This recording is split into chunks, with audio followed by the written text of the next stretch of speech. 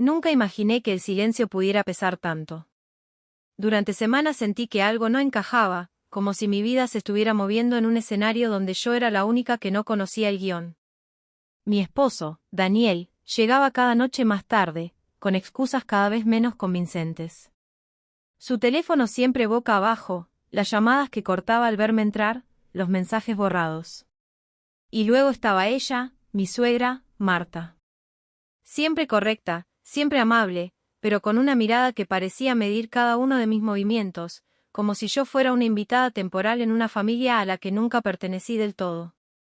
La sospecha comenzó como una punzada leve, casi ridícula. ¿Qué podía ocultarme una mujer de su edad, viuda, que vivía sola en aquella casa antigua a las afueras de la ciudad? Pero los comentarios sueltos, las frases a medias de Daniel, las visitas repentinas a casa de su madre sin avisar, fueron formando una imagen inquietante. Una noche, mientras él se duchaba, su teléfono vibró sobre la mesa. No lo toqué, pero vi el nombre en la pantalla, mamá. Y debajo, un mensaje previo que decía, ya está casi todo listo. No le digas nada. Esa frase se me clavó en el pecho. ¿Casi todo listo para qué? No dormí esa noche. Al amanecer, tomé una decisión que cambiaría mi forma de ver a esa familia para siempre. Fui a trabajar como siempre, sonreí a mis compañeros, respondí correos, fingí normalidad. Pero por dentro, mi mente solo repetía una idea, ir a la casa de Marta. Sin avisar. Sin decirle a nadie. Salí temprano del trabajo con la excusa de un dolor de cabeza. El cielo estaba gris, como si acompañara mi ánimo. Conduje hasta aquella calle silenciosa, bordeada de árboles viejos y casas que parecían observarme. Aparqué frente a la casa de mi suegra. Las cortinas estaban corridas, pero había una luz encendida en el interior. Dudé un instante. Pensé en dar media vuelta, en decirme que estaba exagerando. Pero algo más fuerte me empujó hacia la puerta. No toqué el timbre. Tenía una copia de la llave desde hacía años, por cualquier emergencia, me había dicho Marta con una sonrisa. Introduje la llave lentamente y giré. La puerta se abrió con un leve crujido. En ese momento, una sensación helada recorrió mi espalda, como si hubiera cruzado un límite invisible. El olor fue lo primero que me llamó la atención. No era el aroma habitual a lavanda y muebles antiguos. Era algo metálico, mezclado con desinfectante. Avancé despacio por el pasillo. Mis pasos resonaban demasiado fuerte en el silencio. Escuché voces provenientes del salón. Me detuve, conteniendo la respiración. Reconocí la voz de Daniel. Hablaba en tono bajo, serio. Y otra voz masculina, desconocida, le respondía. Me asomé apenas, lo suficiente para ver sin ser vista. Lo que vi me dejó sin aire. Daniel estaba sentado en el sofá, inclinado hacia adelante. Frente a él, un hombre trajeado, con una carpeta gruesa sobre la mesa. Y mi suegra, de pie, observándolos con una expresión que nunca le había visto, fría, calculadora. No podemos retrasarlo más, dijo el hombre. Todo está listo, solo falta la firma final. Ella no sospecha nada, respondió Daniel. Confía en mí.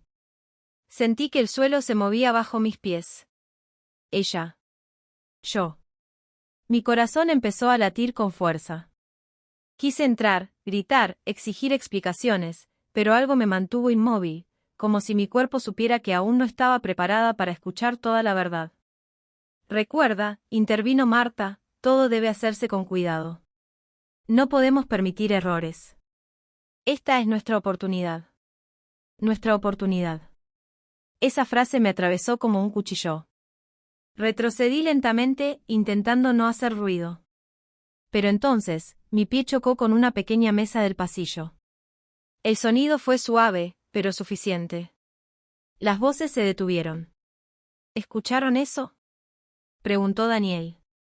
El silencio se hizo absoluto. Sentí pánico. Sin pensarlo, empujé la puerta de la entrada y salí corriendo. No miré atrás.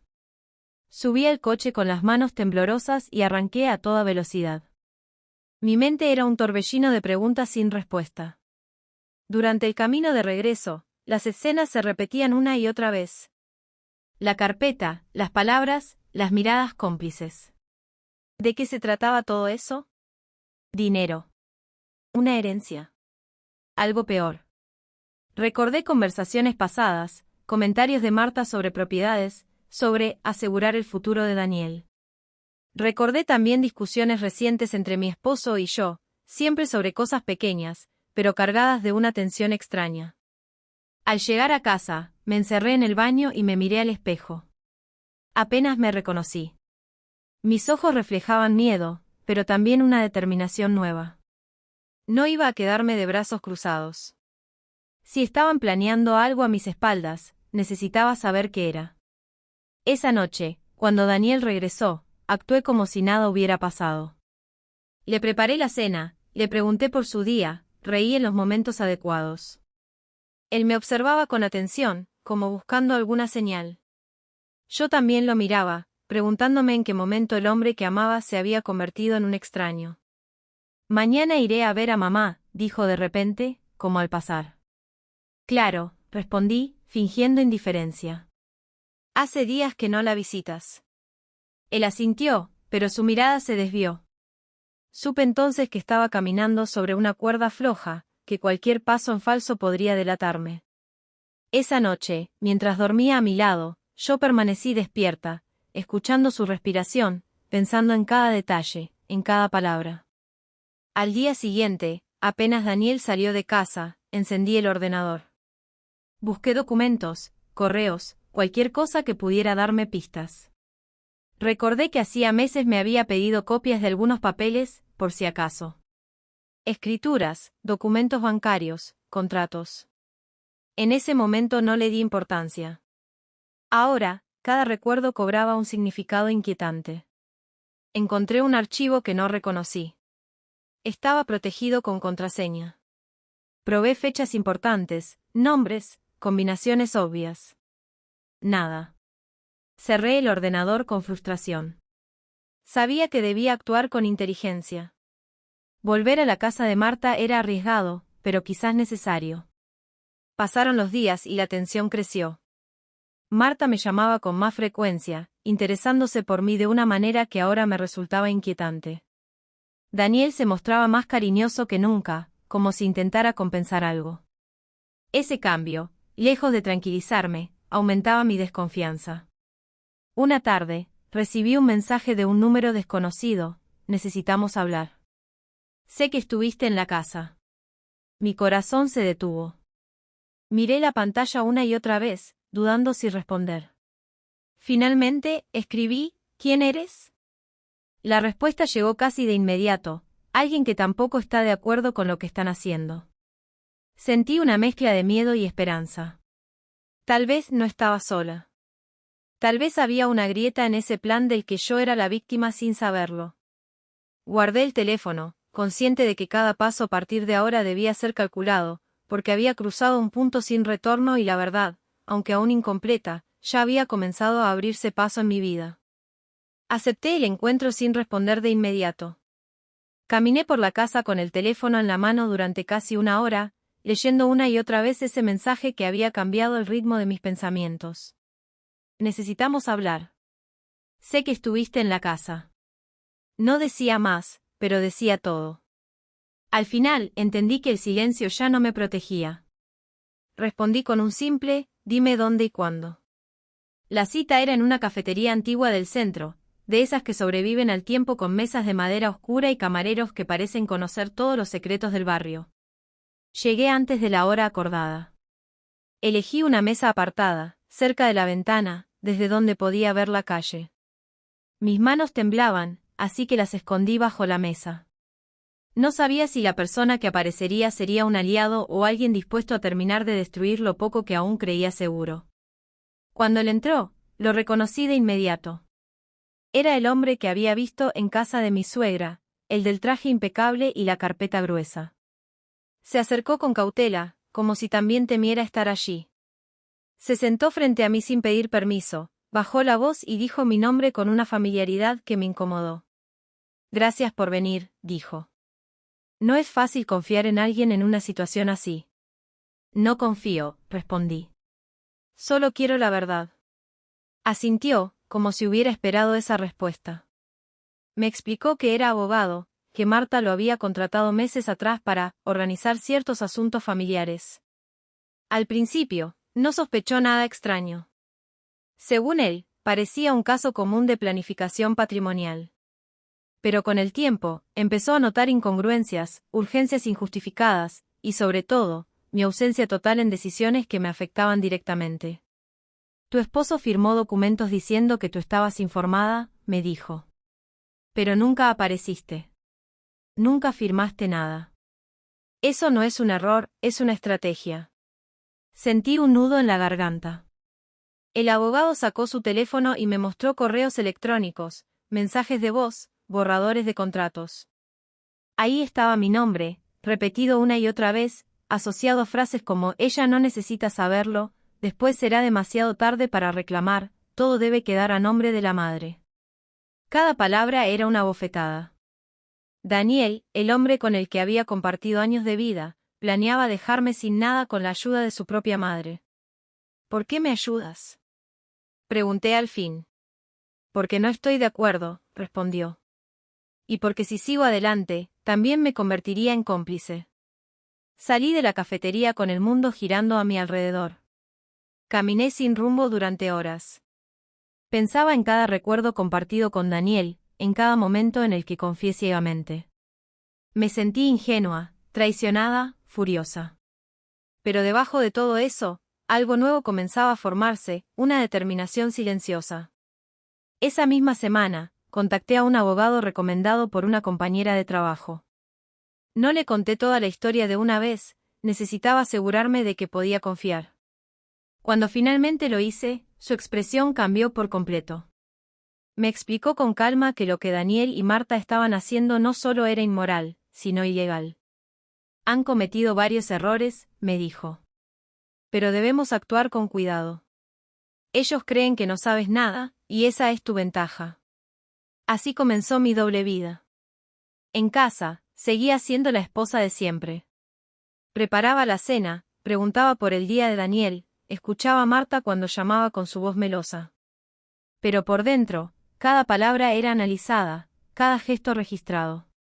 Grabé conversaciones, guardé mensajes, copié documentos.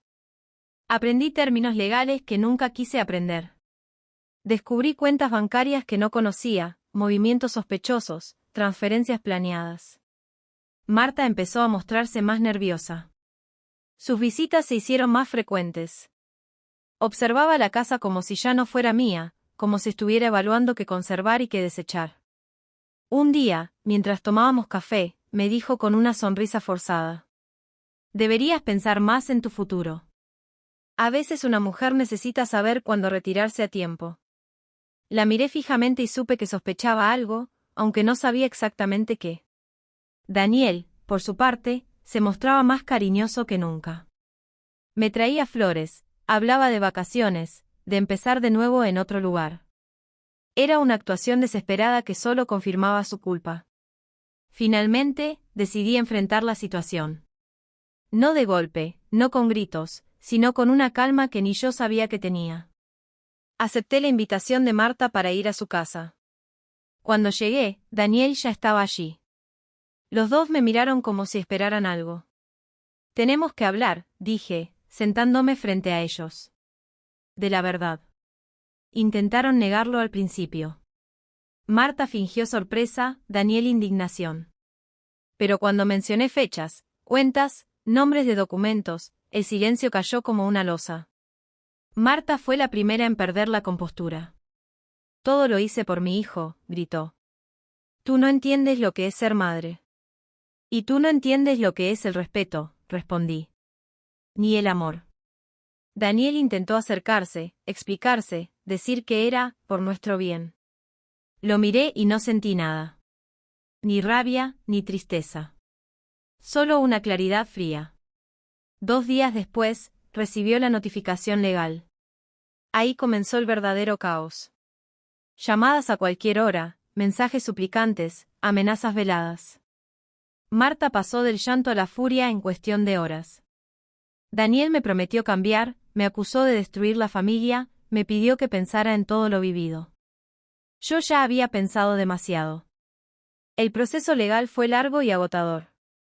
Hubo audiencias, declaraciones, pruebas presentadas. Escuchar a Daniel justificar sus actos frente a un juez fue una de las experiencias más duras de mi vida. Ver a Marta perder el control, gritar, señalarme como la culpable de todo, me confirmó que nunca fui parte de esa familia, solo una pieza que podían mover o eliminar. Cuando el juicio terminó, el fallo fue claro. Recuperé lo que era mío y se invalidaron los intentos de transferencia fraudulenta. Pero nada de eso compensaba la pérdida de la confianza, de la ilusión, de la vida que creí tener. El día que firmé los últimos papeles, salí del edificio con una sensación extraña. No era felicidad. Era alivio. Respiré hondo y entendí que, aunque el dolor seguiría ahí por un tiempo, había recuperado algo esencial, mi dignidad. Volví a casa, ya sola, y abrí las ventanas. Dejé entrar el aire, la luz. Me senté en el suelo y por primera vez en meses, lloré sin miedo. No por Daniel, ni por Marta, sino por mí, por la mujer que había sido y por la que empezaba a ser. Porque aquel día en que abrí la puerta de la casa de mi suegra y me quedé en shock no fue el final de mi historia. Fue el comienzo de una verdad que dolió, sí, pero que también me devolvió la fuerza para reconstruirme desde cero, con los ojos abiertos y la voz firme, dispuesta a no volver a callar nunca más.